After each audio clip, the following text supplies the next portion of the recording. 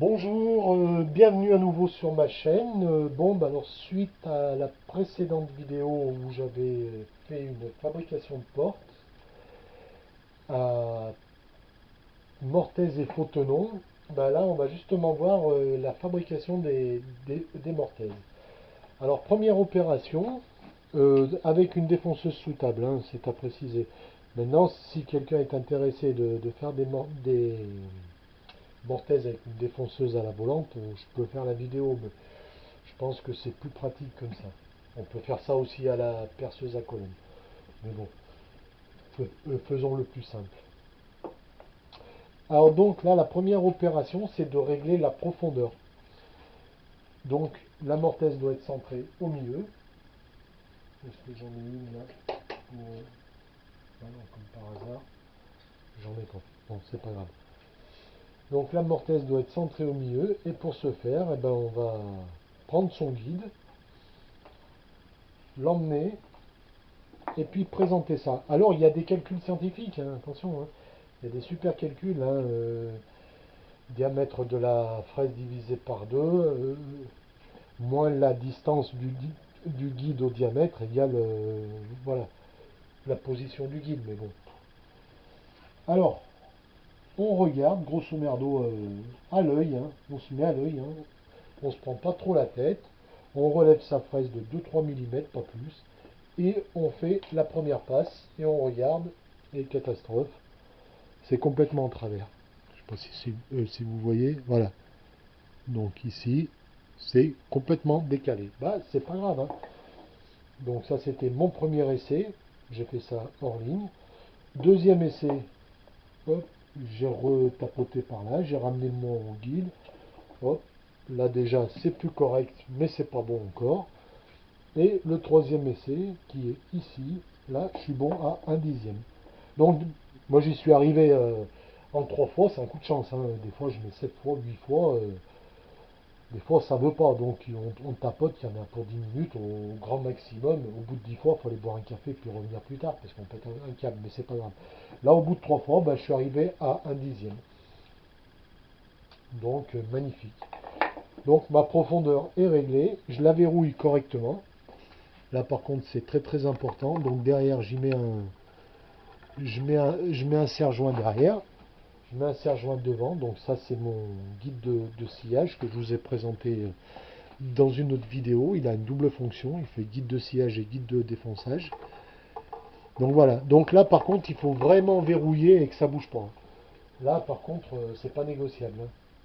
Là c'est pas le guide de sillage que si ça bouge c'est pas trop grave, mais là si ça bouge d'1/10, là vous allez voir le défaut direct, c'est vraiment pas le but.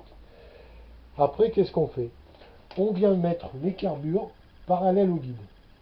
Les carbures de la fraise, on vient les mettre parallèles au guide et on trace deux traits. Alors je vais vous faire un zoom pour bien voir comment ça marche. Alors on va faire un zoom, hop, à fond la caisse. Voilà, voilà, hop, on bouge plus. Alors là voilà, mes carbures vont dans ce sens. Donc j'ai tracé une ligne d'entrée et une ligne de sortie. Donc entre ces deux traits, il y a 6 mm qui correspondent aux 6 mm de ma fraise. Voilà, une fois qu'on a fait ça, on est déjà pas mal.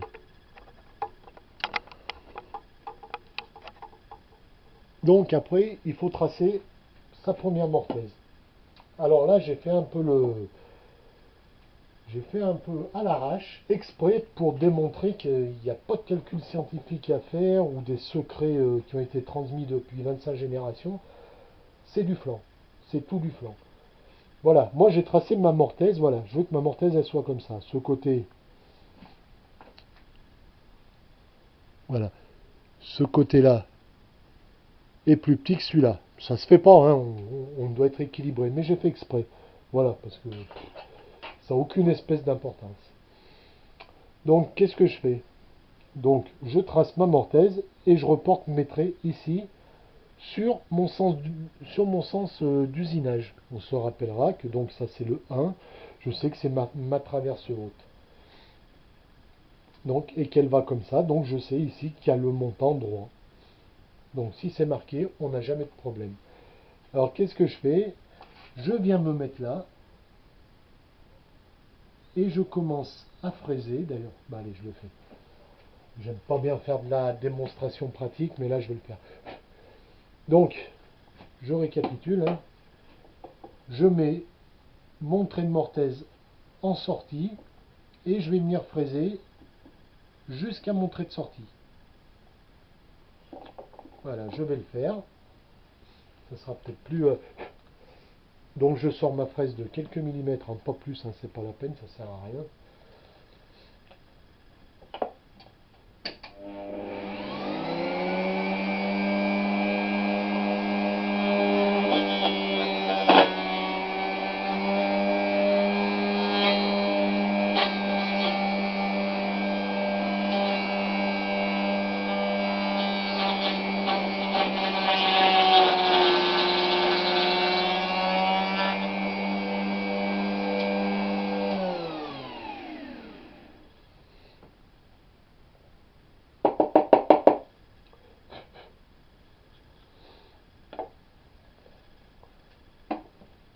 Ouais, je parte un peu mon...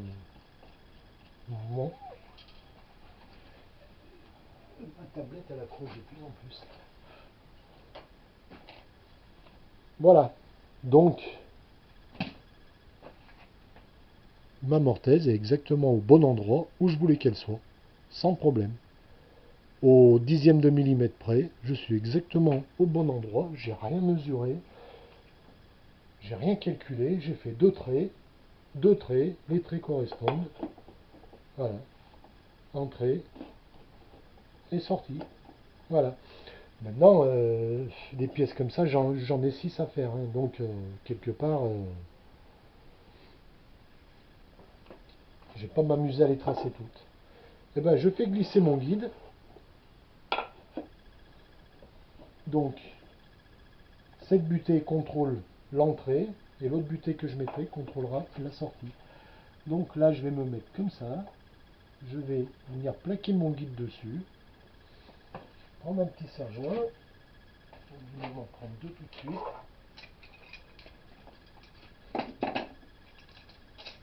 Je vais choper mon guide. Voilà, donc quand j'arrive là, je suis exactement à la fin. Et quand je suis là, donc je bloque avec ma fraise. J'ai plus qu'à mettre derrière un guide, un autre serre-joint qui est que j'en ai plein de bon.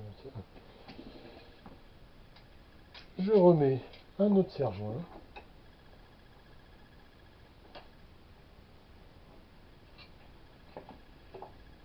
Et c'est terminé. Voilà. Avec les autres pièces, eh ben, j'ai plus qu'à faire tac et tac. Là, j'accroche un peu, mais enfin bon. Voilà, tac, tac, tac, et toutes les pièces que ça. Et même si je la retourne, ici, elle va forcément être décalée, vu que j'ai pas équilibré. Mais je m'en fiche. Puisque ma pièce est marquée, j'aurai plus qu'à faire ma mortaise qui correspond à mon montant gauche. Donc je serai effectivement pas centré dans mes mortaises, mais je serai super bien aligné. Voilà le but. Alors donc je l'ai décentré exprès, hein.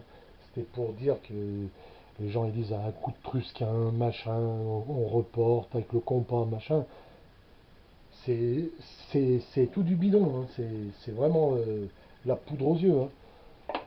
Sur la vidéo, on voit un mec à 90% et il est en train de faire tourner ses machines, mais on ne comprend rien ce qu'il fait, hein. Donc là, moi, je préfère faire avec les moyens du bord et que vous compreniez. Ben, j'espère que vous avez compris, hein. Donc là, pareil, hein, la mortaise opposée, eh ben, j'ai plus qu'à venir ici, hein, et j'obtiendrai exactement la même mortaise. C'est tout, hein. Alors pareil, hein, là, quand on mortaise avec ça, hein, surtout avec le 6, on monte de 3 mm par 3 mm, hein. Alors c'est sûr que je vais faire, sur 2 cm, je vais faire 7-8 passages, mais j'en ai rien à foutre. J'ai que ça à faire, c'est mon plaisir, et j'ai tout mon temps, hein. Si je finis pas aujourd'hui, demain le soleil se lève et j'en ai rien à foutre, hein. J'ai vu un pélo, il fait sortir ça de 2 cm, il se met comme ça, il pousse, ça fume. Ça, c'est un coup à se prendre la fraise dans la tronche.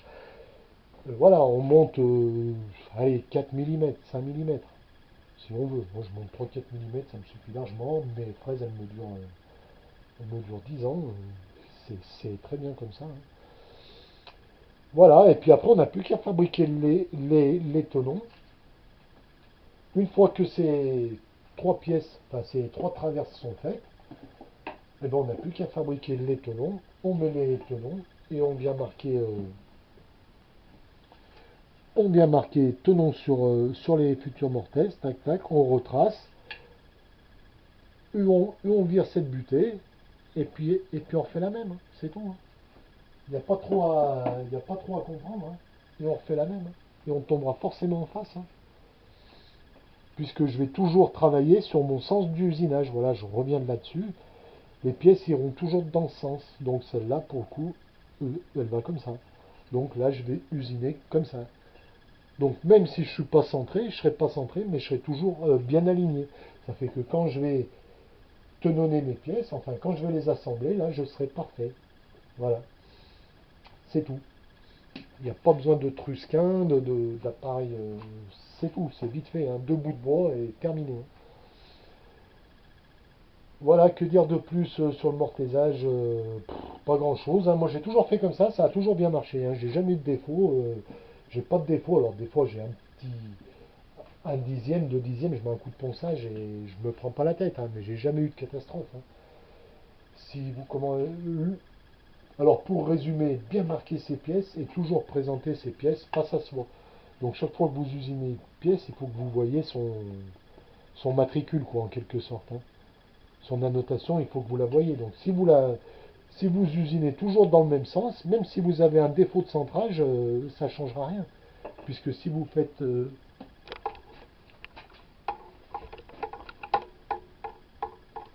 je vais me cadrer un peu mieux.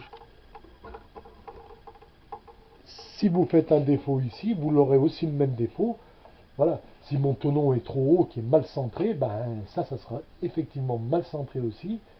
Voilà. Mais quand je vais, les deux défauts vont automatiquement s'annuler. Et là, par contre, ce qui est important, c'est ici. Voilà. Enfin, cette technique, elle convient aussi pour les tourillons, pour les vis, pour n'importe quoi, hein. Maintenant, si vous ne voulez pas vous prendre la tête, eh ben, vous posez deux vis ici et puis vous traversez tout. Vous chanfreinez sur 25 mm. Voilà, comme ça, en gros comme ça, hein. Ne croyez pas que c'est du travail bâclé, hein. La plupart des pros font comme ça. Ils font traverser des vis, c'est terminé, hein. Si un jour vous trouvez un vieux meuble, vous prenez un détecteur de métaux, vous allez prendre peur, hein. Avec tous les bouts de ferraille qu'ils mettent dedans, après on met deux bouchons et c'est terminé, hein. Bon, moi j'y fais pas parce que ça me plaît pas. Si c'était pour faire de la production, je ferais peut-être ça, mais là, bon, c'est plus un plaisir qu'autre chose. Mais croyez pas que les vis, hein, ça va aussi bien, hein. On peut mettre des tenons, faux tenons, c'est très amusant quand on a le matériel pour. Voilà. Prochaine vidéo, je vais vous parler des machines stationnaires dans l'atelier. Sujet fort intéressant. Enfin, je pense. Allez, portez-vous bien et à bientôt, j'espère, à la prochaine vidéo.